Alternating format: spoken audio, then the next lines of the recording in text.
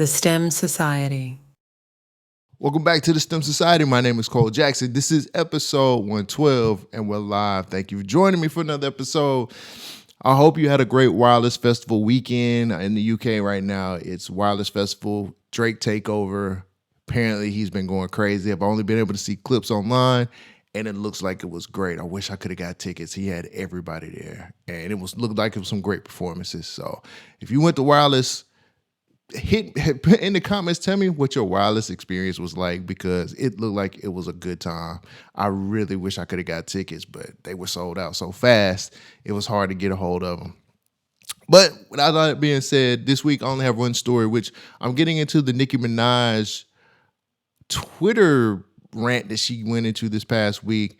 It's like she's suggesting that she did not get paid for this whole Tidal deal. She's demanding $200 million from Jay-Z, and she's claiming she just never got paid. And it's weird because some of the things that she said in these tweets just don't make a lot of sense.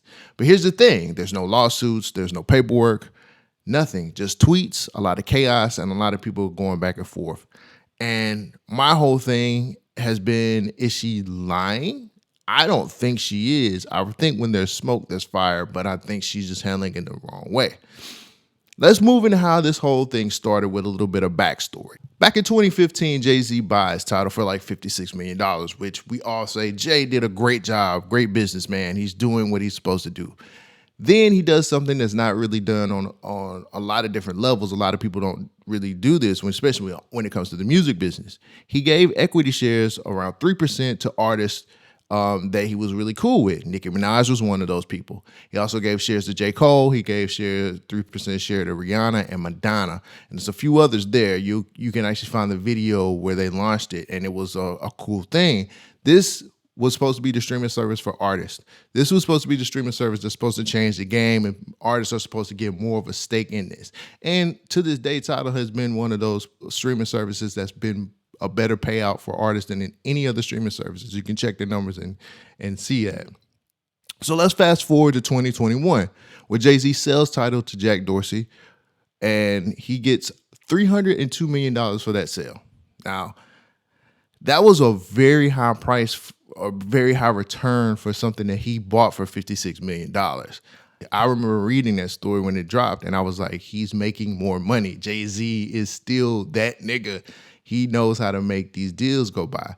At the time that this happened, nobody came forward to say how much money they made. Nobody came forward to say that they made anything. Nobody said what happened when he sold this for this amount.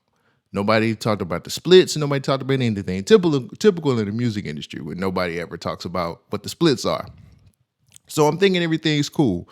Everybody just looked at it as a great business move yet again by Jay-Z, moving forward and just doing what he always does: make money, build brands, and make money. Let's get into this 3% stake. If Nicki had this 3% stake like she says she do, she would have had something around $9 million owed to her. That's just what I had read up and researched on the internet. I don't know how true that is. I don't know how the deal, if the stake increased throughout the years, whatever the case may be. So in September 2024, Nicki goes online, and she claims she was offered just $1 million for her stake, and she only had 24 hours to sign that deal. Now, you're saying, why is that significant, Cole? It's significant because this is around about the same time Kendrick Lamar was announced for the Super Bowl halftime show. Now, we know she went on this epic rant about being upset with Jay-Z because she didn't pick Lil Wayne. And she was sticking up for her mentor, of course, and she was just letting people know that Jay-Z is still the bane of hip-hop. He's not somebody who you should trust.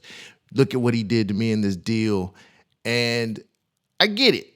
You're using that as leverage to be able to get people on your side. Completely understand. You were upset about the whole situation. You were upset about Lil Wayne not getting his shot to be on the Super Bowl halftime. And so with your rant of talking about how this is so disappointing, you want to use this as a leverage to be able to hold against Jay-Z. Hey, he's not really for us. He's not trying to help us out like he say he does.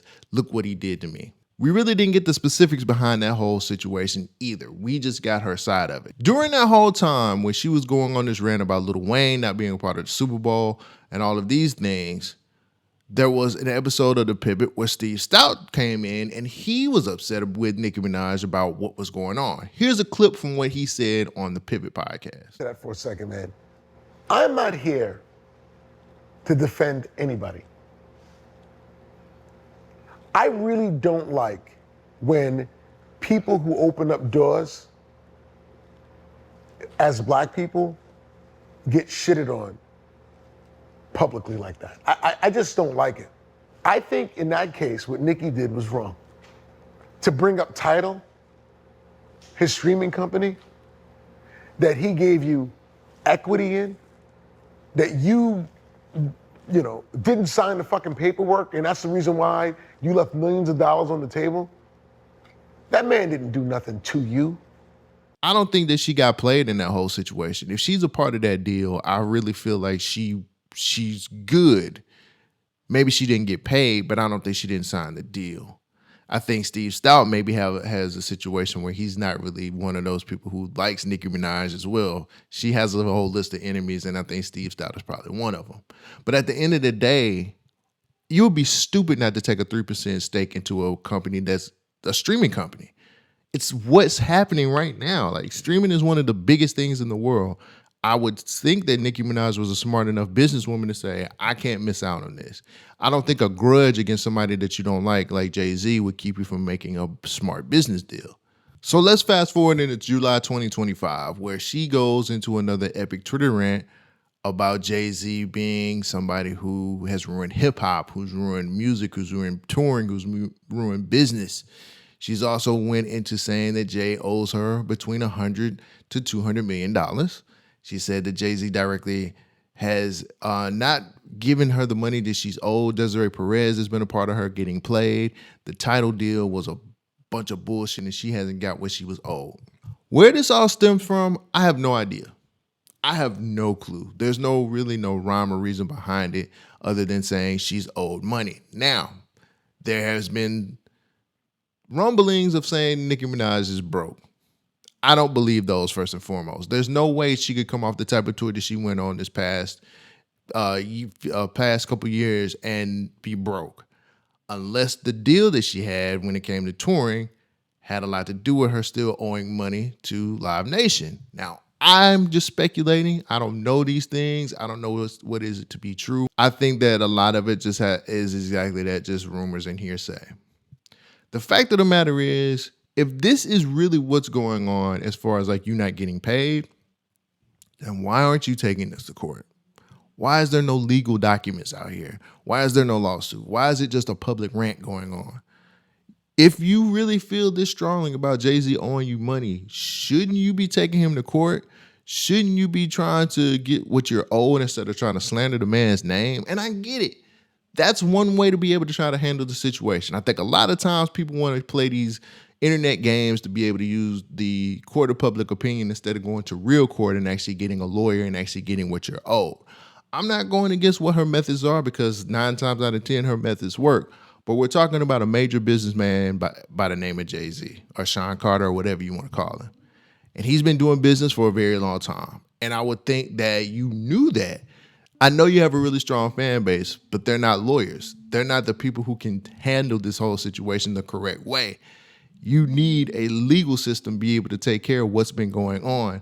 And for you to sit up here and go on this Twitter rant and try to slander this dude, if that was Meg Thee Stallion or somebody like that, completely understand how that works. But we're talking about somebody who's a high-level billionaire who actually has a lot of businesses, who has done a lot to give back to the community, and who really will not look at this Twitter situation as something that he needs to worry about. If you really want to get your $200 million, you need to start putting your money into lawyers and lawsuits and start getting this shit handled the correct way.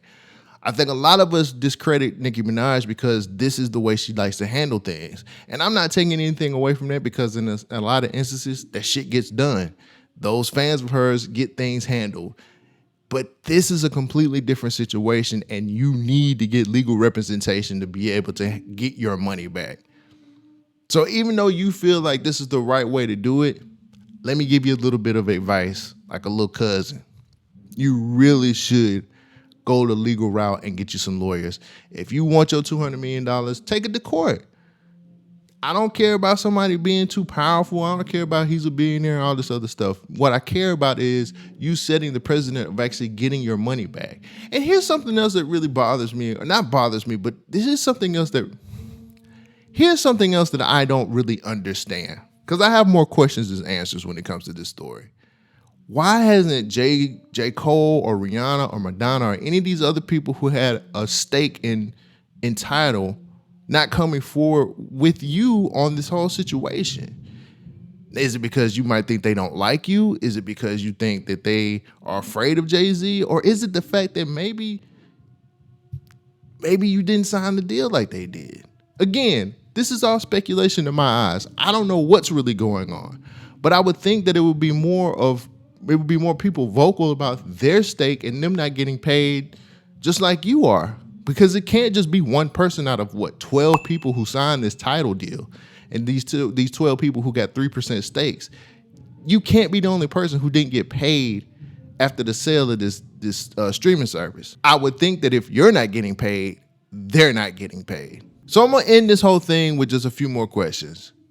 Did Nicki Minaj actually sign her equity agreement? Can she really make a legal claim if she didn't sign it, but still a part of the deal? Why are the other artists quiet?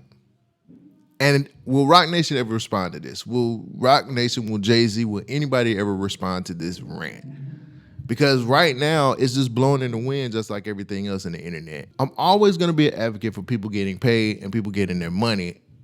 I'm also an advocate of people doing it the right way. I just want this whole thing to be done, because the more she sits out here and slanders her name, the more she's kind of devaluing who she is. Like, we need more legal action and less Twitter rants, if that makes a lot more sense. I love the fact that Nicki Minaj is willing to stand up for what she believes in. I love the fact that Nicki Minaj really wants to make sure that people know that she's getting played. But I also understand the fact that when you say these things, you have to have something to back it up, and legal representation or lawsuits help with that shit. That's all I'm saying. Let the streets go. Let the type of shit that you know from the hood go, and handle this the correct way. Handle this the professional way. It's all it's going to do is get you paid and get you right where you need to be at, if you sign the deal or if these things really happen to you. Thank you for joining me for another episode. This Wednesday, I will be dropping my clips review. You don't want to miss that. I'm also going to be talking about Larry June as well, so that'll be my album reviews for this week. Thank you guys for your support, and I'll catch you guys next episode. Peace out. Thank you for joining the STEM Society.